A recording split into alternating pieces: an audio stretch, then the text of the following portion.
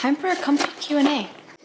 Question number 1. What is your advice on getting over the fear of being watched and not letting it get in the way of progressing as a beginner? How would you deal with being self-conscious or embarrassed at the skate park, on the streets, or even posting to YouTube? Well, first of all, I'm very used to being watched. I've actually had people stop and watch me skate before. So there's typically 2 things I try to do, which is distract and desensitize. When I'm skating in a place I feel safe, I will just turn up my music and really try to lose myself in the song. Basically try to get into that flow state where I'm no longer aware of my surroundings and just myself. And it can be kind of difficult to get into that flow state, but once you're in it, I feel like I can skate however I want to. So when I'm at a park, sometimes I can get into that flow state if I'm warmed up, if I'm starting as far away from the other skaters as I can, if I'm starting to get into the flow over there, and then I can kind of almost piggyback on that high and start moving into spaces where there are other skaters. I've on occasion asked like, hey, do you mind if I skate this with you? Because for me, trying to just sneak in there and share the obstacle is actually a lot more anxiety inducing than it is to bring it up in the open and ask, can I skate this with you? And then being able to take turns like that. That I found is really helpful. And then I tried to desensitize myself, which basically is the fancy way of saying the more it happens, the less self-conscious I am. Every time I go to the park, I care a little bit less about what other people think of my skating. Because the truth is that their judgments of me don't have anything to do with me. In regards to YouTube, when people post hateful comments on my videos, it has nothing to do with me. That is 100% a reflection of their anger, their insecurity, and their discontent with something. So despite being quite timid and very much afraid to be in the way of other people, over time it does get easier, and I know that. I'm someone who couldn't deal with this situation to the point where if I drove to the skate park and I saw other people there, I would actually drive all the way back home without skating. So I promise you, desensitization really does work. It does get better. Question 2. Hey Sarah, I love watching your videos. It's a breath of fresh air in the skating community.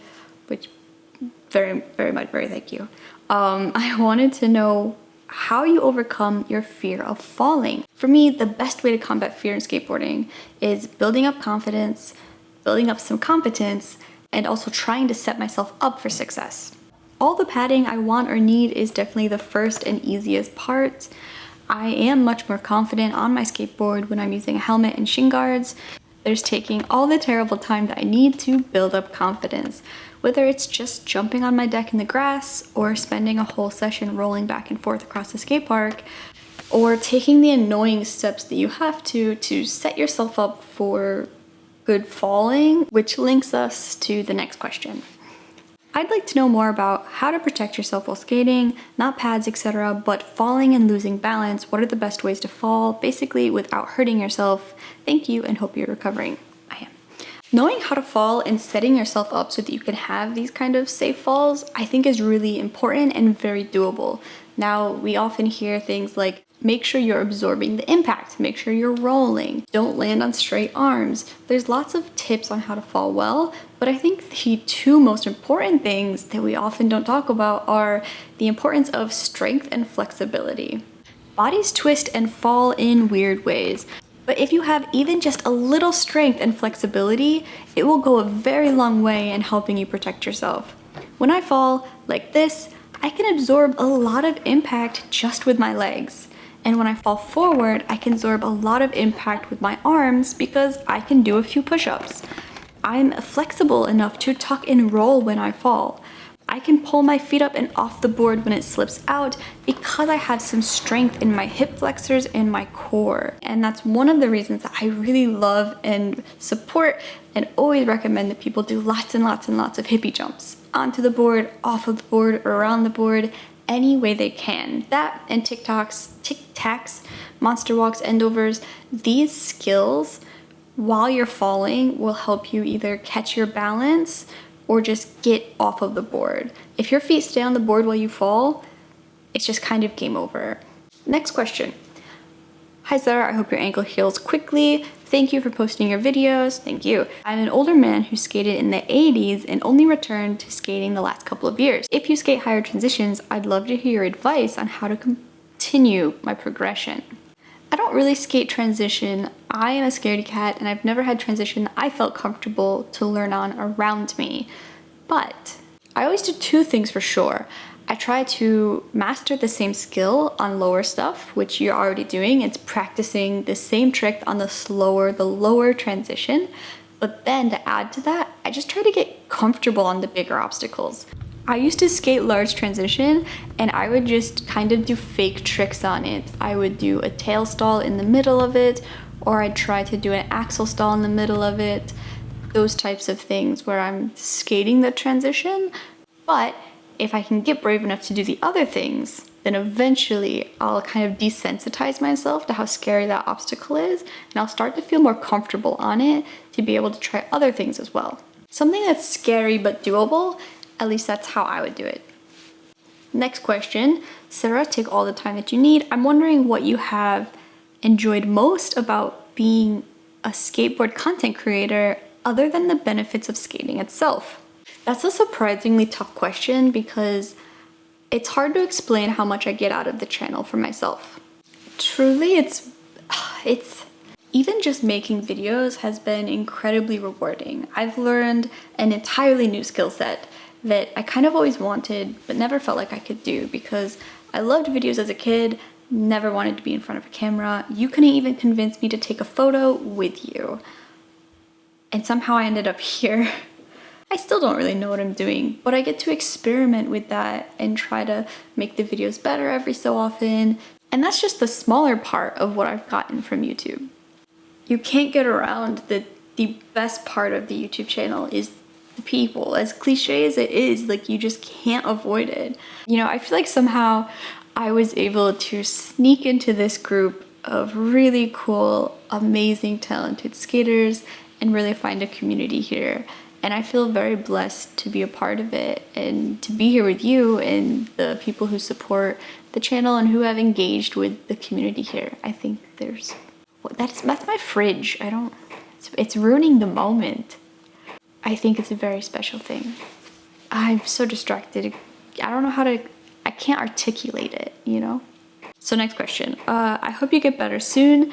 Do you worry about any short and long-term damage that skating might do, like damage to the knees, ankles, etc.? How do you prevent it from happening?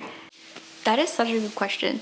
I am 100% afraid of any injury that might permanently take me off of my skateboard. But at the same time, I am healthier now than I've ever been in my entire life. I sleep better, I exercise regularly, I've improved my strength and flexibility. I'm the strongest and healthiest I've ever been, and my desire to skate motivates me to be better and healthier. So to prevent injury, from what I've found in my own research trying to mitigate this risk, actually seems to be strength training and mobility flexibility training, like I mentioned earlier.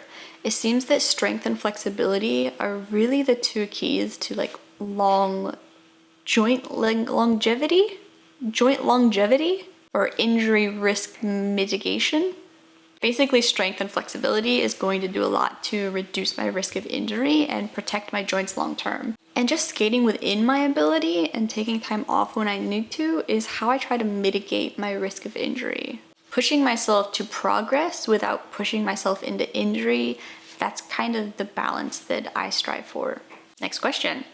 What do you normally do when you can't skate? It's been raining almost every day where I live and I've been bored at home. Well, I used to carpet board when I had a house that I could carpet board in, but I can't do that here. So, in the skate related realm, I do a few things. I do lots of carpet manuals. I do strength and flexibility trainings. I'll do yoga. I love analyzing how other people skate. So I think, okay, if I want to pop shove it like Neen Williams, how does he set up his feet? What does he do? What can I try? And that's exactly how I ended up with this much higher pop shove it that I've gotten recently compared to what I've gotten in the past. I'm nerdy. I like to make lists of things to try, combinations in the order I want to try them in, think about what I want to do this week. I enjoy that stuff. Next question. What made you pick up a skateboard? The only reason I started skating was because of Skate 3. Well, when I was a kid, man, this was like 18 years ago. So Tony Hawk Pro Skater Underground 2, maybe? I had that game for GameCube and I was obsessed with it, and I had a couple friends who skated. So when I was a kid, I really wanted to learn how to skate. Never could, never got any good, couldn't even do a shove it after years of trying. And I stumbled upon Mike Ostman freestyling in the Japanese championships, and it was like, something just clicked. I knew watching that video, like, oh, if that had existed when I was a kid, if I knew it existed when I was a kid, I probably would have learned that and stuck with it. I think the real reason I love skateboarding is because I love problem solving, and it's just like solving a puzzle, which makes it a lot of fun for me. Next question. Hey, I do skateboarding in my country, but people don't put attention on skateboarding. I'm the only one who's doing skateboarding. I don't have skateboarding friends. It makes me feel upset. What do I do? That's tough. But there's a lot you can try. You can try to make friends on social media, to make a kind of online community. That's what I've done. You can try to teach some of your non-skateboarding friends to skateboard, see if they want to join you, or even if they're just willing to go with you and hang out while you skateboard. If skateboarding's not getting the attention that you think it deserves, bring the attention to it yourself. That's how some kids and even some adults will get into skateboarding. They'll see you do it and be like, huh, that might be fun. And then there they go. Next question. Hi Zara, make sure you're resting up. Real nice. I am. I was wondering, when you write your videos, do you have a script for when you do your outside skate clips, or do you just have a general idea of what you want to say? Okay, are we ready? I have a script for 97% of all my videos, I'd say. I freeze in front of the camera all the time still. Today, during this video, froze a ton. My mind just tends to go blank when I need to speak to the camera, and it means I need a lot of takes. However, I wish I could just go out and have a session and talk to the camera, and sometimes I do. It typically doesn't go well, but I just think of it as practice. And I want to get through that messy practice because I tend to enjoy the videos that I don't script word for word a lot more. And I think the perfect example of this balance was actually the Utah review. It was a lot of fun to make, edit, and then watch the video for me. I felt like the video had a great balance of spontaneity and script, so I would love to go more into that direction. I just know that I'm really not good at it still. Next question. Sarah, do you play any video games? Great question. Not really. I did grow up with a GameCube and a PlayStation 2, but I'm pretty sure my sister stole those from me. I think they're at her house right now. My favorite game was Spyro, the original trilogy with Spyro's Riptox Rage, I think, and all those classics. That was my favorite. Once in a while, I do play classic RuneScape, and I mostly do it just for the nostalgia, that kind of 2007 PC game vibe. That's really the only game I can do. I'd love to get a PlayStation again, but they're expensive. And the last question is, do you have other hobbies outside of skating? Has skating shaped the way you approach or view any of those? And if so, how? Cheers. Well, funny enough, I think it's the opposite. So I think my approach to skateboarding is very much influenced by my approach to language acquisition, because learning language is my other hobby. I love language. I think it's so much fun and so cool to learn a new language. And the other language that I've learned that I'm really quite fluent in, or used to be quite fluent in when I lived there, is Korean. And Korean and English have very little common ground, whether it's the vocabulary or the grammar. So you kind of have to use a different brain to function in Korean, at least if you want to do it fluently or naturally. But three of the biggest pillars of language acquisition are pattern recognition, experimentation, and application. My neighbor has a husky.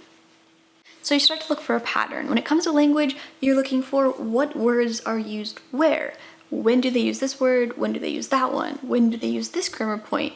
Who do they use this word with? And then when it comes to skateboarding, it's kind of, when I do this motion, what happens? So I'm trying to, let's say I'm learning how to kickflip. When I'm flicking off the nose, it seems to be flipping pretty well.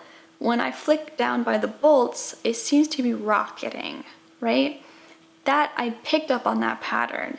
So now I experiment. I'll try to see where I can flick off the board to get the best flip. Is it really right off the nose? Is it a little bit towards the pocket? Is it off by the bolts? And you'll start, and then those two connect, right? The pattern recognition and the experimentation go hand in hand, and they play with each other. And then you just do it and do it and do it and do it, and you fail and fail and fail and fail and fail until you start to get a little bit better. Progress is a lot less of a straight line, and it's kind of more like a staircase, right? You don't feel like you're progressing, and then all of a sudden you're like, oh, you know, I can kind of do this. And then it feels like you're not progressing anymore, and you go a really long time, and you feel like you're stuck. But then all of a sudden you're like, wait, oh, I know that word. I know that grammar point. I understood what they said. All of a sudden. Or like, wow, today, you know, I feel really comfortable when I went back to the skate park. And then you kind of flatline again. And it feels like you've gone for a while without progressing, and all of a sudden you rewatch a drama perhaps that you watched when you were younger, and you're like, wow, I understand a lot more of what they said. And you feel that progress all of a sudden. Or maybe you go back to a trick that you haven't practiced in a while. Like for me, that was pop shove-its. I really struggled with them for a long time. Recently went back to them, really focused, and started to nail them better than I have in a really long time. And that's when you feel that progress. So you kind of get to go up the progress staircase in a very similar way. Wow, I could talk about this forever. Don't get me started on language. I will not stop. I took a year of Latin, 5 years of French. I used to actually be quite good at French, though now it's real trash. I've been using my Korean skills to learn Japanese very recently. That's been a lot of fun. I'm actually finally kind of like really getting into that, having a lot of fun there. I've learned a little bit of Chinese. Yeah, I could talk about this forever, so I'm just gonna end it. I really hope that you enjoyed the video for some reason or another, and I hope you're having a great day.